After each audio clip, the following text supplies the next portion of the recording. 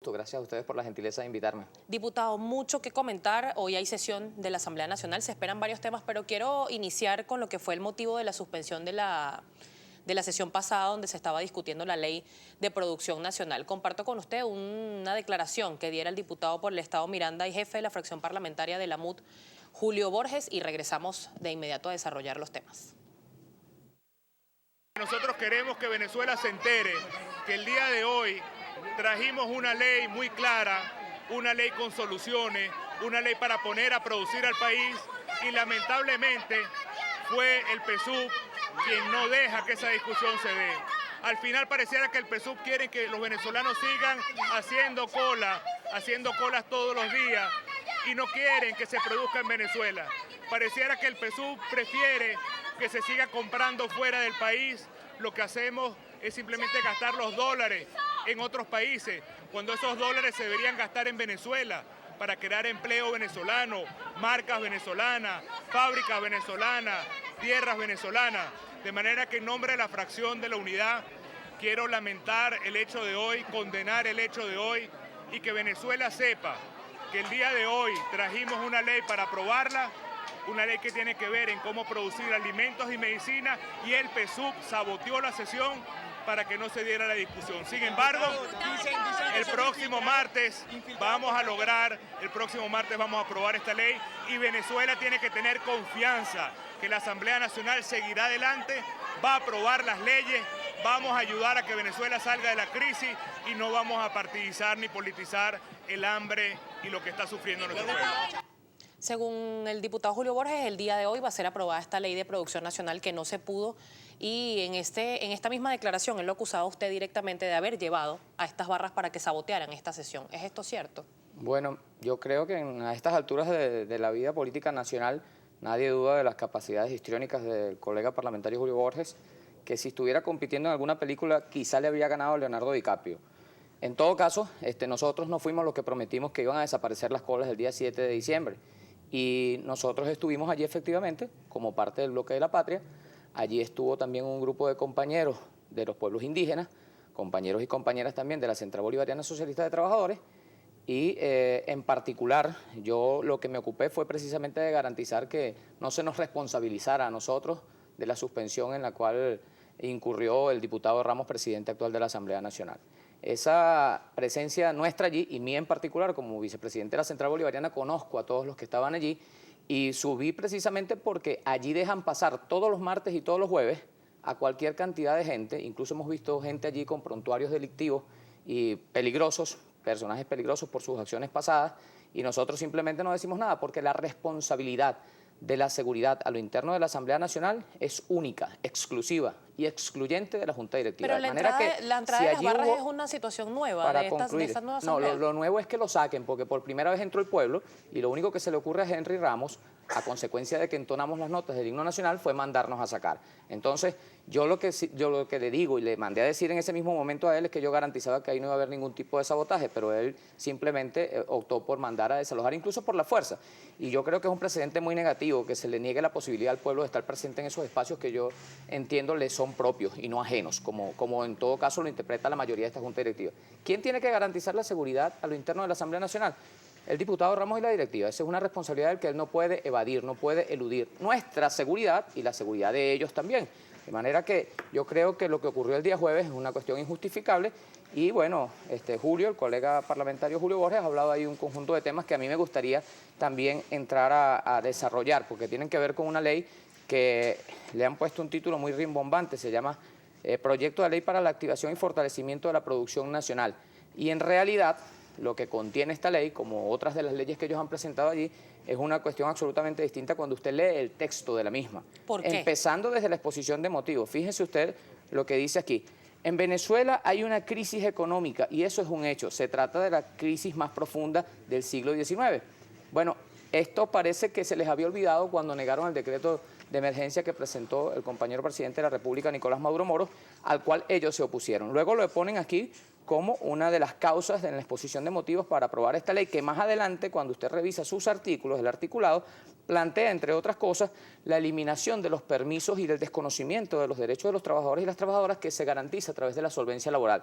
Ellos dicen en el artículo 4, aquí está, no lo estoy diciendo yo, lo dicen ellos, en esa ley que presentó o intentó presentar el diputado Borges, que luego el diputado Ramos suspendió la sesión y no le impidió continuar, que se produce una extensión automática, no se dice por cuánto tiempo, en todo caso, que ya más nunca habrá que sacar la solvencia laboral. Pues palabra aquí, extensión automática indefinida de, entre otros permisos, la solvencia laboral. También la conformidad de uso, el permiso de los bomberos, o sea que si usted está trabajando en un lugar donde no están garantizadas sus condiciones de seguridad, eso tampoco va a importar de acuerdo a esta ley. Ahora bien, diputado, hay un artículo en artículos particular, porque las leyes obviamente son presentadas ante la Asamblea Nacional y son modificables para luego su posterior aprobación. Pero, por ejemplo, en esta ley, en el artículo 1, que me voy a permitir leerle rápidamente, la presente ley tiene por objeto promover la producción nacional de bienes y servicios para generar ahorro en divisas, contribuyendo de esta forma a la reactivación del aparato productivo nacional, la creación de nuevas fuentes de empleo y de ingresos de divisa al país. Esto no es un buen objetivo, quizás, por llamarlo de alguna manera. Sí, eso es parte de lo que yo te digo, que es la forma como disfrazan temas, porque si tú lees el artículo 1, tú no tendrías ninguna contradicción con una redacción de ese tipo, pero cuando tú lees el artículo 5, que dice que se establece una disminución especial del monto a pagar por concepto de impuestos sobre la renta del 30% por 4 años, prorrogable por 4 años más, tú estás hablando de que estás negándole los accesos a los recursos con los cuales el Fisco Nacional garantiza, entre otras cosas, las misiones y grandes misiones. Cuando tú lees más adelante que se crea una comisión, ¿creada por quién? Por ellos, por la mayoría. ¿Integrada por quién? Por ellos también. Y que esa comisión determinará cuándo las empresas, tierras de producción agrícola, bienes, infraestructuras, activos industriales, planta de producción o cualquier otro bien activo, unidad productiva, de los que hayan sido evaluados por esa comisión, se encuentre total o parcialmente inactiva. Entonces, estos son criterios absolutamente subjetivos. Entonces, cuando ellos vean que alguna empresa a su juicio no esté activa, entonces ellos van a agarrar, más adelante lo dice con claridad, se le otorgará a un tercero. ¿Quién es ese tercero? Algún amigo de ellos seguramente. Entonces esto es una expresión clara de lo que ellos están acostumbrados a hacer, que es repartirse el país entre sus amigos. Y lo que plantean repartirse aquí son las empresas que fueron recuperadas por el Estado venezolano y que son parte hoy del patrimonio de los venezolanos y venezolanas. Nosotros estas empresas no están improductivas, según el mismo Julio Borges, que va a estar sentado acá en un momento. Dice que son 1.200 empresas que fueron nacionalizadas, 300 de ellas en alimentos y todas están improductivas, según denunciaron. Yo quiero decirte que nosotros no vamos a intentar tapar el sol con un dedo. Es cierto que hay algunas entidades de producción que no están rindiendo lo que se estimaba que podían rendir. ¿Se tiene contabilizadas de cuántas no están produciendo? Yo estoy seguro que no son todas como dicen, por ejemplo, ellos, ¿no? Pero además hay que decir con claridad lo siguiente. El hecho de que una empresa no esté produciendo por alguna circunstancia cualquiera, que en todo caso será necesario evaluar de forma precisa y particular, no quiere decir que tú vas a volver de nuevo a la política neoliberalizadora y privatizadora que impuso aquí en el pasado el Fondo Monetario Internacional y que generó, entre otras cosas, acciones como el Caracazo, desenvolvimientos como el Caracazo que produjeron miles y miles de muertos. Por cierto, ellos se negaron a hacer un reconocimiento a las víctimas que provocó el gobierno de Carlos Andrés Pérez, obviamente porque Ramos es del mismo partido de Pérez y él también estuvo, en todo caso, como cómplice de esa masacre que se produjo en febrero. Ahora yo quiero decirte, de ahí, de que haya algunas empresas que no funcionan adecuadamente, a que tú tengas que pasar a privatizar de nuevo la CanTV, privatizar Sidor, privatizar PDVSA, privatizar la electricidad, el metro, etcétera, hay una distancia gigantesca, que es la que nosotros, en este caso la clase obrera venezolana, no está dispuesta a transitar. De manera que nosotros nos oponemos a esta ley que parece haber sido redactada en el Fondo Monetario Internacional y no por la bancada mayoritaria que hoy dirige la Asamblea. Ahora bien, ¿cómo dirigir en este caso entonces el trabajo de la Asamblea Nacional tomando en cuenta las innumerables peticiones y denuncias a través de las redes sociales de nuestros televidentes de Primera Página que aseguran o piden en este caso que no se centre el debate en materia política? Que no se politice el tema de la economía, que no se politice el tema de la inseguridad. Fíjense, es imposible. Hay que saber que la Asamblea Nacional es el foro político por naturaleza de nuestro país, de acuerdo a la Constitución de la República Bolivariana de Venezuela. De manera que cualquier debate que se vaya a dar ahí va a estar altamente matizado del análisis político y del criterio político que en todo caso tengan los actores, los diputados y diputadas que formamos parte de ella.